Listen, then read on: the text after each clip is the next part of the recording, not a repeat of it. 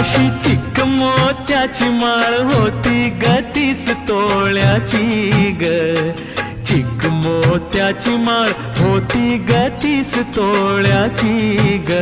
जसा गणपतीचा गोंडा चौरंगी लाल बावटा ग, गणपतीचा गोंडा चौरंगी लाल बावटा ग.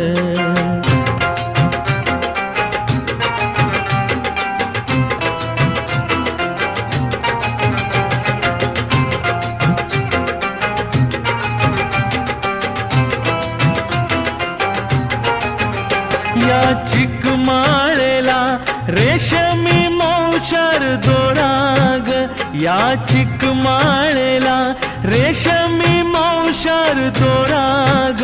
मऊ रेशमाच्या दोऱ्यात नवरंगी माळ ओविली